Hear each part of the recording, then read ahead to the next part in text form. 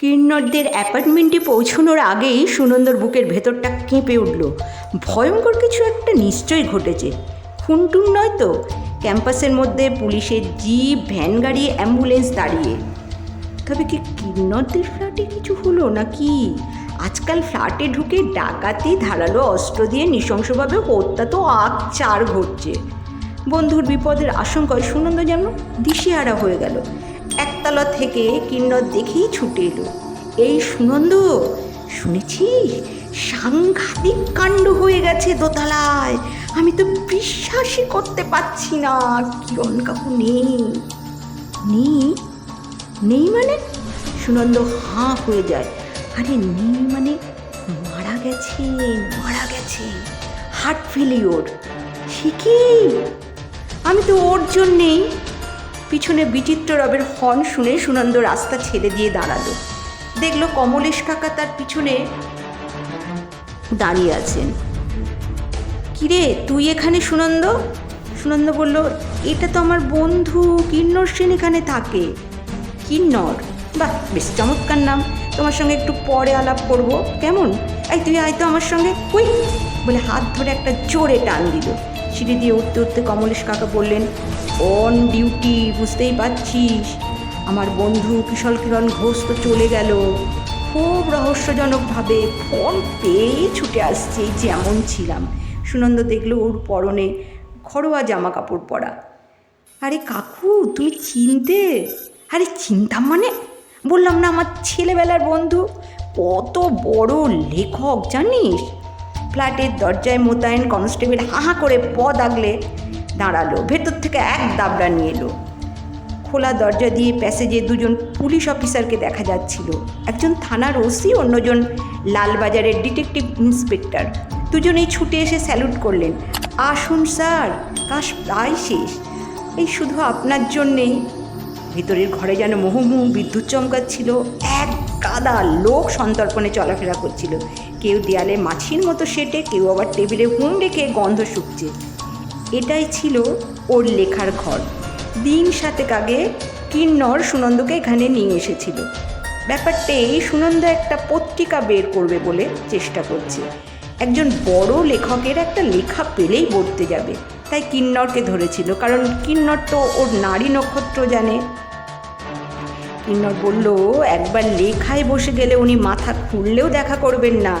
ঠিক সকাল 7টায় উনি দাঁড়ি কামাতে বসেন, সব কিছু ওর ঘড়ি ধরে, এক চুল নচ্চর হওয়ার জন্যে। আসলে স্বাধীন মানুষ। লেখাই ওর জীবিকা, লেখাই ওর চাকরি। দিনে 10 ঘন্টা করে লেখেন। প্রথম খেপ ভোর 4টে থেকে 6:30। তারপর ব্যালকনিতে দাঁড়িয়ে সূর্যোদয় দেখা, চা খাওয়া, দাঁড়িয়ে কামিয়ে স্নান টান সেরে 8টায় ব্রেকফাস্ট, খবরের কাগজে চোখ বোলানো।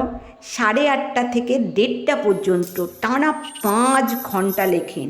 আহারান্তে একটু গড়িয়ে নিয়ে ফের 3টে থেকে 6টা চা খেয়ে বাইরে ঘুরে আসেন। সন্ধে বন্ধু বান্ধব, সম্পাদক, প্রকাশক, প্রতিবেশীরা কেউ এলে দেখা করেন, গল্পগুজবও হয়। রাতে আর উনি কলম ধরেন না, পড়াশুনো করেন। এই রুটিন অক্ষরে অক্ষরে মেলে চলেন সপ্তাহে 7 দিন। এত পুরস্কার, এত সংবর্ধনা, প্রশস্তি তো আর অকারণে আসেনি। এখন বাংলা জীবিত লেখকদের মধ্যে বলতে পারো তিনিই 1 নম্বর। ফ্ল্যাটের দরজা খোলা ছিল, কিন্তু ঘরের দরজা উনি সকাল থেকে বন্ধ করেই রাখেন। এটাই নিয়ম। বাড়ির লোকজন সবাই জানে। দাড়ি কামাতে বসেছিলেন।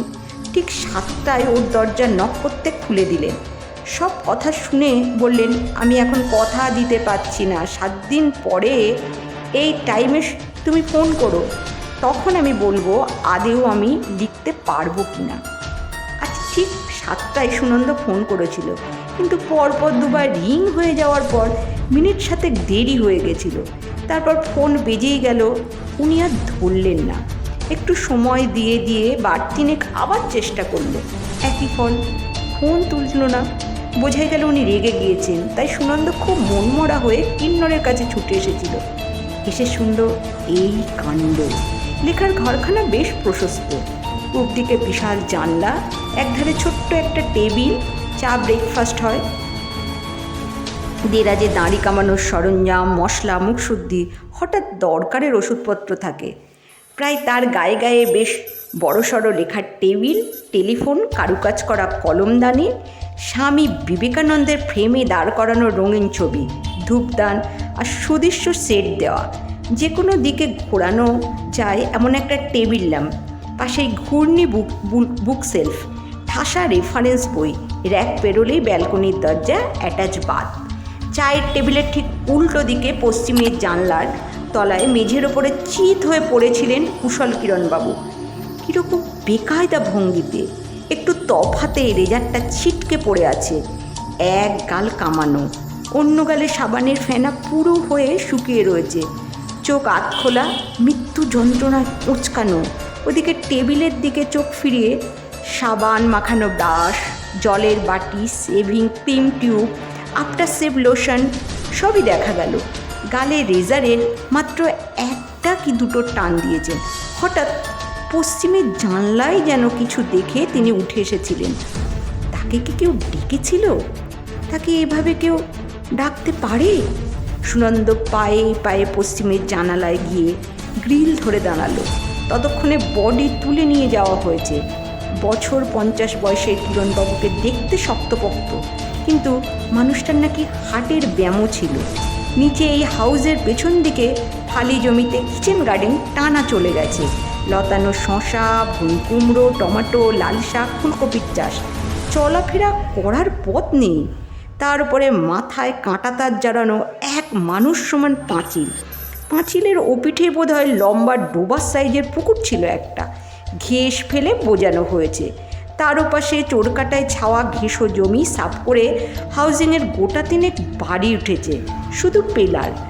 মেঝে সিঁড়ি হওয়ার পর কোনো কারণে কাজ বন্ধ হয়ে আছে। কমলেশ কাকার পাশে এসে বললেন, যা ভাবছি অসম্ভব। সুনন্দ চমকে উঠল। শুধু অসম্ভব না, অর্থহীন। এদিক থেকে ভদ্রলোককে ডাকা তো দূরে থাক, কোনো শব্দ টব্দ করার লোকও যে আছে তা তো বোঝা যাচ্ছে না। সুনন্দর সব কথা শুনে কমলেশ কাকা বললেন, তার মানে তুই প্রথম যখন রিং হতে শুনেছিলি তখনই কুশল ওয়াজ অলরেডি ডেড। দরজা বন্ধ ছিল, তাই ওর স্ত্রী নবনীতা কিচেনে গ্যাস চাপানো প্রেশার কুকারে সিটি দিচ্ছিল। অন্যদিকে একটা বেডরুমে 22-23 বছরের ভাগ্নে রূপেন দরজা বন্ধ করে শীর্ষাসন করছে। ফোন বেজে যাচ্ছে, অনেকক্ষণ কারোর কানে যায়নি। পরে শুনতে পেয়ে ও স্ত্রী গিয়ে দেখেন ভেতরের লেখার ঘরের দরজা বন্ধ। ফোন শেষবার বাজতে বাজতে থেমে গেল। মেঝের ওপর কুশল পড়ে আছেন। রূপেন ব্যায়ামের পোশাক পরেই ছুটে এসেছিল তেতলা থেকে। তারপর ওর বন্ধু ভবনাথকে ডেকে আনে। তিনি তখন মর্নিং ওয়াক থেকে ফিরে সবে লুঙ্গি ফতুয়া চাপিয়েছেন, সঙ্গে চায়ের জল। বাড়িতে কেউ নেই। লোক জড়ো করে দারোয়ান ডেকে ঘরের কপাট ভেঙে ভেতরে ঢোকা হয়।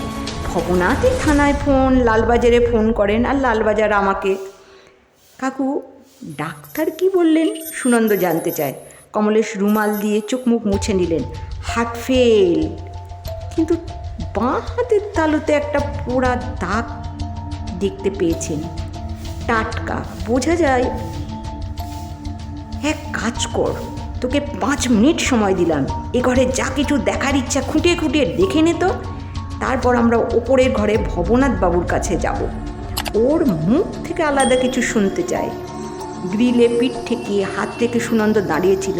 হঠাৎ ফুল ফোটার মতো একটা খচ করে আঙুলে কিছু বিদ্ধেই সুনন্দ ভয়ে চমকে উঠেছিল।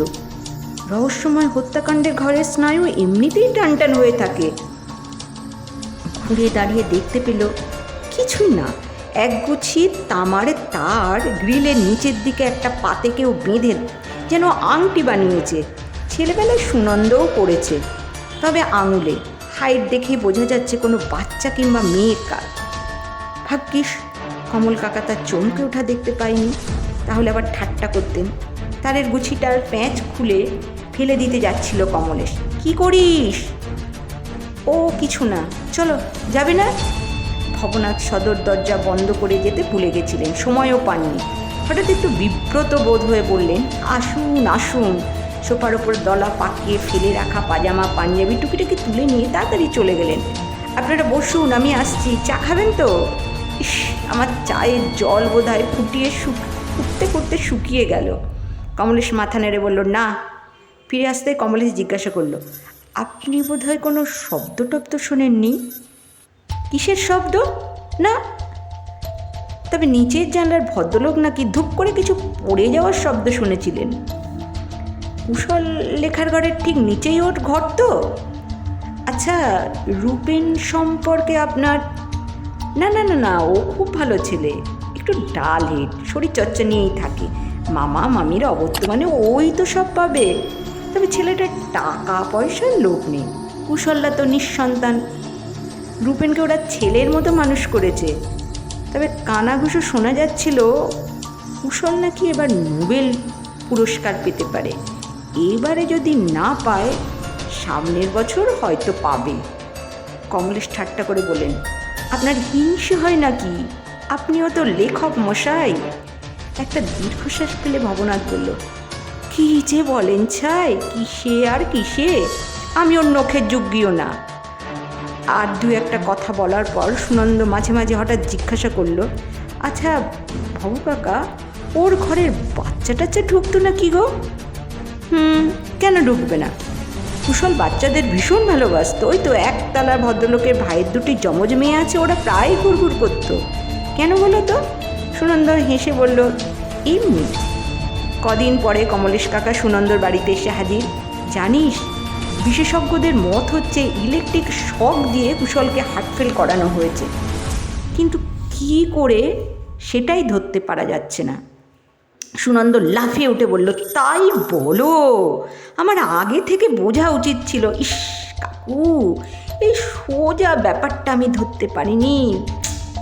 কমলের সোজা হয়ে তাকালেন, কি বকছিস পাগলের মতো? পাগলের মতো না গো, আমার মনে হয় পশ্চিমের জানলার গ্রিলটাই ইলেকট্রিফাইড করে রাখা হয়েছিল। এই দেখো বলে সুনন্দ ছুটে গিয়ে ওর টেবিল থেকে 2-1 ইঞ্চি লম্বা তার গুছিয়ে নিয়ে এলো।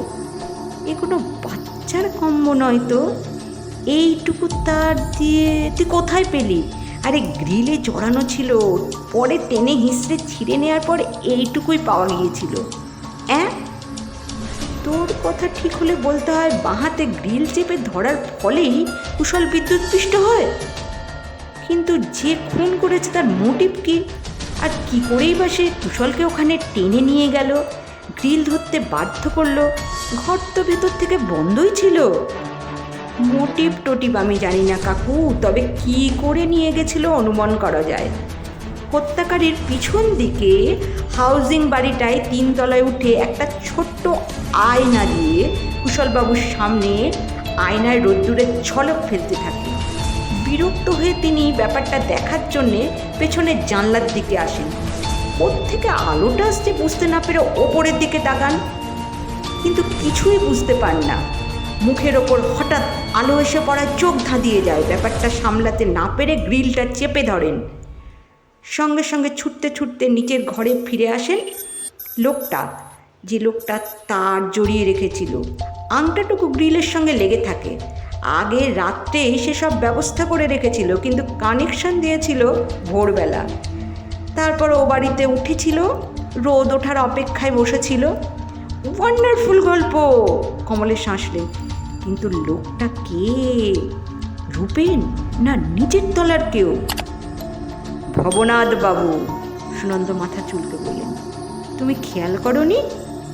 আমি দেখেছি সোফার ওপরে পাজামা পাঞ্জাবির সঙ্গে একটা গোল মতো আয়না, তারের বান্ডিল, প্লাগ পিন শুদ্ধ তুলে নিয়ে ভিতরে চলে গেলেন। চায়ের জলের ব্যাপারটা তো নেহাতি বানানো।